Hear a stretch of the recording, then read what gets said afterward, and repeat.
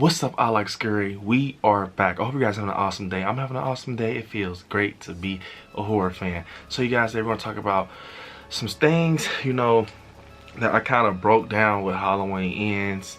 And this is very deep, so you guys gotta follow me. You gotta follow me. So okay, with Halloween Ends, you all, we get the character Corey Cunningham. Now, like I said, I'm a big fan of Corey's character. He did a great job. Now, we get at the end of the film, Laurie Strode saying in her memoir that evil doesn't die. It just changes shape. Now, when I first seen that, I knew immediately what that meant. Evil doesn't die. It just changes shape. Now, with today's video, I'm not saying that this is cemented, but I'm saying that I see a few doors open. I see a few doors open, and this is not saying that it will happen. But we see in this movie that Corey and Michael are exchanging strength. They're exchanging strength. Evil is being transferred. We've known that with this film, and we get this scene where Michael chokes him, and we get Corey looking at his trauma, like a flashback of his trauma and everything. Now, this is something that I want to touch on that I don't know if a lot of you guys have been peeping, and this kind of clears up that scene that we all are hating. I think this is what David Gordon Green was shooting for. Now, we get this scene where Corey Cunningham walks into the sewers and he tells Michael, "Hey, you got something I need." And he rubs Michael up, slams him, takes his mask, and walk away. And tell him he's nothing but a man in a Halloween mask. At first, I'm like, man, I still hate the image of it. I still hate it. But as I thought and watched this movie over and over to break things down, I thought about it. Maybe Corey was able to freaking get over on Michael and out-muscle him, because think of it. If Michael is, weak, number one, and he's transferring his energy into a 21-year-old guy, and remind you, that's the age that Michael was in 78. We saw that Michael was very active in 78. So it kind of makes sense, man. It kind of just made sense. It's coming like full circle, because Michael killed when he was 6, but when he was 21, he was full blown out here, mask on, coveralls and everything. So we see, Corey kill the hobo. Corey kills, Dr. Mathis, and we saw what he did to Mathis. Now, follow me. You have to follow me with this, you guys. He's stabbing him with the cork thing in his neck. He's going crazy, like he's just stabbing him. And it's almost like he's kind of like doing a repeat instead of how Michael was doing Doug Mulaney, Michael's doing a little like he's getting that rush type of thing, right? So I peeped something with this saying. You guys have to go back and check it out. So we know Corey got his hand cut on the chocolate milk glass bottle, and everyone, I was just looking, like, he keeps looking at this hand. He keeps looking at this hand, you guys. He keeps looking at it. And at first I couldn't figure it out, but it symbolizes something. I'm gonna tell you guys. So, remind you, he's killing Dr. Mathis. He tries to run in and chase the bright redhead chick. She slams it on his hand.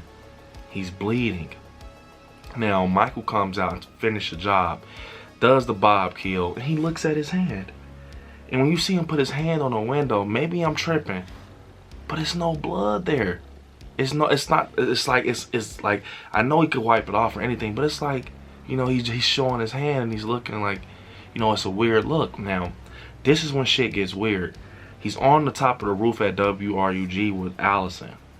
They're talking, and she looks at his hand, and remind you, it couldn't have healed that quick.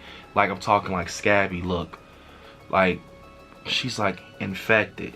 It was almost like a you figure out the rest type of thing David Gordon Green was trying to do, because she looks at his hand and she says infected. And it looks like it's healing. The more he's killing, it's starting to heal. That wound is starting to heal. And in Kills, Michael went ape shit. He killed so many people in that movie. And it's like a lot of his wounds, he's getting shot, he's getting back up. He's taking knives out of his back, pitchforks was in his back. It's like is this David Gordon Green explaining something with Michael Myers? Like, but it's not verbally, but just with actions? Are you telling me that in these movies, when he was killing, that's how he was getting up? He was getting up over and over because it was starting to pay off with the more he kills, the more he transcends to something can't be defeated with brute force. And then we see Corey getting stronger. We see him getting more elevated with kills to the point he got so thirsty. He got so thirsty that he fucking goes and get the mask from the man himself and out-muscles him because he knows that this man is weak. Because he's saying, get up, show me. So he knows in his mind, and he can feel it. Corey feels this rush, and you know, he kills Doug. You know, he gets Doug Mulaney killed and everything. He's starting to become a killer. So he gets this mask and he elevates with kills. He goes to the junkyard, he gets the job done. You know, he kills the bullies or whatever. He puts the mask on, and we're starting to see him slowly develop into Michael Myers. Ron gets shot in the head. Fucking Corey damn near, I don't know if you guys peeped, it looked like he teleported from behind him. Like, you couldn't see the left or the right. So it was like, where the fuck did he go? It's like him, then he flashes. It was weird. But then on the top of WRUG building, he kind of says, I don't believe in immortality or some shit like that, and he gets up at a 90-degree angle just like the Shape. Now this is getting so weird, like, and he's really becoming a Shape, because you know how they say, you know, Michael always comes back home. The night he came home, you know, where his first kill was, Judith Myers. But we get a shot of Lori in this house where the murder happened with Jeremy, and she's like leaning in the chair, and guess who's laying in the dry blood puddle? We got freaking Corey Cunningham just laying, because you don't know why. That's like technically home for him, because that was his first kill. Like, you see what I'm saying with the, you know, you gotta follow me, you guys. It's like he's becoming Michael slowly. Now it's starting to break Michael down in layers, because it's like Michael was the beginning. Corey's the one that's the new vessel. He's the new vessel. He's the young blood that is getting the, you know, and he's loading up. He's really like just getting, you know, more strength off of killing, you know. And he killed, and think about it, you guys. You gotta think. If you look at this scene after he kills in the junkyard, the bullies and everything he kills, he goes to WRUG. He goes to the radio station and he kills Willie the Kid and the chick up front. The Willie the Kid kill was so damn brutal, it looked like a Michael Myers kill. You can see him elevating to the Shape. You can just see he just busting his whole jaw open. So I'm like, they were literally trying to tell us something with this. Now that I'm looking at it, it's like, I see why Lori said, this is one of the movies you gotta watch at the theaters, then go back home. Then go watch it at the theaters, then go back home, because as you watch it more, you start to enjoy it more. You start to see more things differently. This movie has layers. I'm telling you guys, it has layers. You gotta understand it. So that happens, and you can see him elevating, boom, boom, right? And then he kills his mom. He kills his mom, bro. He's starting to really become Michael. He kills anyone that's in his way. And then, think about it, you guys. This is about to get super deep. Please follow me. He goes to Lori's house. And you guys, this shit is crazy. She shoots him. She knows that Mom Corey's coming. She shoots him. And Lori said in this movie, she sees the blackest eyes in Corey. She sees that same look in his face that she's seeing with Michael. You know, she pulled the mask off. Now, look at this, you guys. She shoots him off the banister with the stairs. 1, 2, he falls. He's not even acting injured for real. He's laughing. He's like, now, she shot him in his torso, but you know what I'm saying? It's like, only thing different that Corey does is he talks. Michael doesn't talk. But he's like verbally, like he just talking. He's like, you know, and if I can't have her, no one can have her. So I was thinking like this, you guys. What if Corey stabbed himself on purpose in the neck because he knows that it will fucking like heal? Like, you know, it won't, he can't, you know, he can't die type of thing, you know, like Michael. You know, that's how Michael, like, you know, he's getting shot and kills and everything is because he had kills, bro. He was just killing people left and right, so he had nothing to worry about. In this movie, he's starving. 4 years, he's starving, you know, so I think Corey knew that I'm in good shape, so it's not gonna, and I just killed a shit ton of people, you know, the whole junkyard, Willie the Kid, and stuff like that. So you gotta really think, bro, this shit is starting to make sense. And he's like, if I can have her know, and he stabs himself in the neck, right? You guys, Michael was the same guy that just got his neck slit and he dies. You wanna know why I think Michael died right there? Because his fucking essence, his evil is going into this kid in the hallway, which is Corey Cunningham. So he's starting to become more human and less evil. He's starting to not be able to tolerate that pain, and you know, he still did snatch his hand out the knife and shit, but you gotta think of it. That happened, you know, but if he would have been full blown, like, you know, 90%, he would have killed Lori, snapped her neck.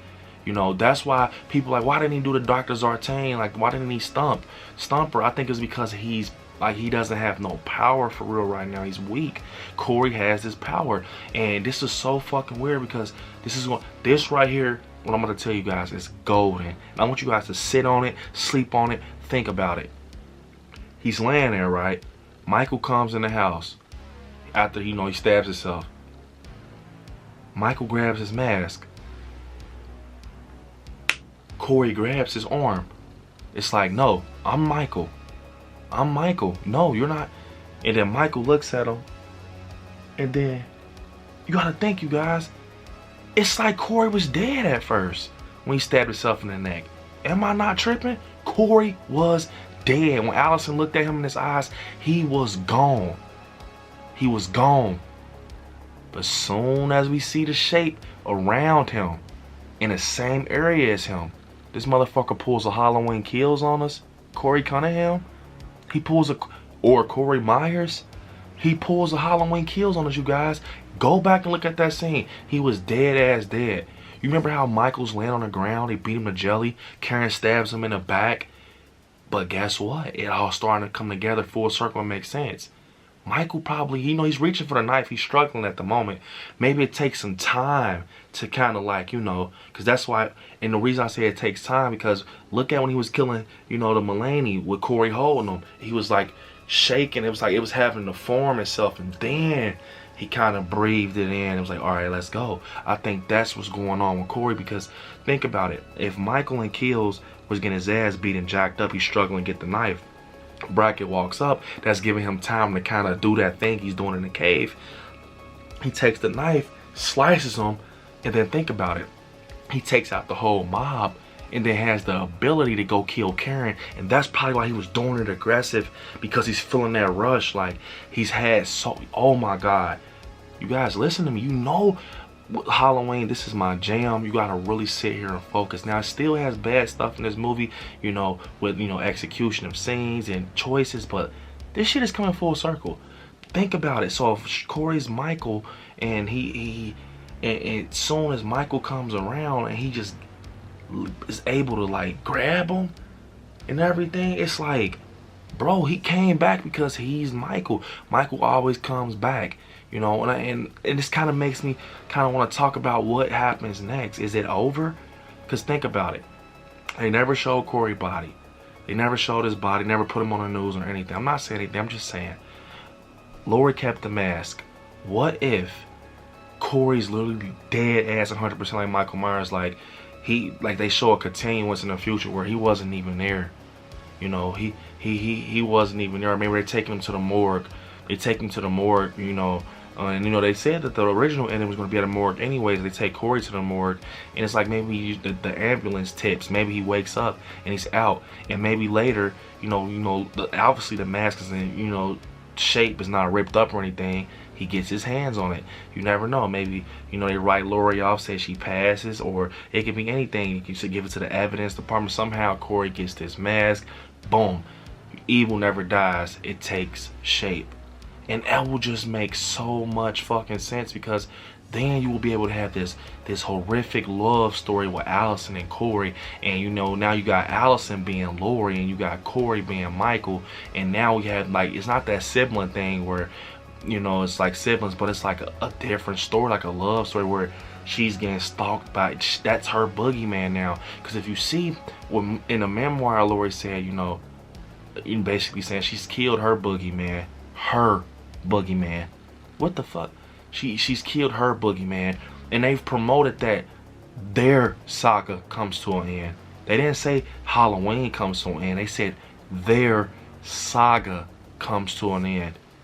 Man, I'm telling you guys, I don't think that they have anything in the works right now, but I think they left doors open as an emergency plan. And it's just like that because that's some Malik Akkad shit to do. Because he's like, you know, he doesn't want to let go of the Halloween thing. And personally with me, do I want to see that? No, Michael Myers, that's not, you know, Michael Audrey Myers is Michael Myers in my world. But I can see them doing it for some type of new age Halloween shit. You know, and Allison's the new final girl, and Corey's the new Michael, and now they have the story, and now they got us already invested from ends, so it won't hurt that much, and they can kind of go back to everything. I think that can possibly be the case if they ever decide to open some shit back up with this specific trilogy. Now they can come, you know, and recreate a timeline like Halloween 4. I want this to happen. You know, we go off Halloween 4. Make sure, you know, so we can keep Rachel, and, you know, make sure, you know, we got Danielle Harris in there. And, you know, she's charged as a minor with the scissor kill, and she kind of has trauma now. She's like the new Lord. She's the new final girl, and just kind of continue off Halloween 4 type of thing. But yeah, you guys, I told you it was going to get deep. So for people saying it's not no way they can continue it, I just laid one out for you, perfect. Because I just gave you guys literally the rundown with Corey and Michael and the evil transfer, how it worked and how it showed, and how you saw him elevate into the shape. It's all there. He was becoming Michael fucking Myers in front of our face. So that's why Lori says evil never dies, it just changes shape. So, unfortunately, it's the end of the video. Comment down below what you guys think about everything we talked about. But, yeah, you guys, hit me up on my social media. I like Scary on Instagram, I like Scary on TikTok, Brendan on Facebook, and I like Scary on Twitter. Don't forget you guys to become a member of Patreon. Get exclusive content and benefits of the channel right there. It says subscribe. Next to it, click join, become a member of the channel. Check out the official I Like Scary merch store. And, yeah, you guys, I love you all. Watch more horror movies. Stay scary out there. Peace.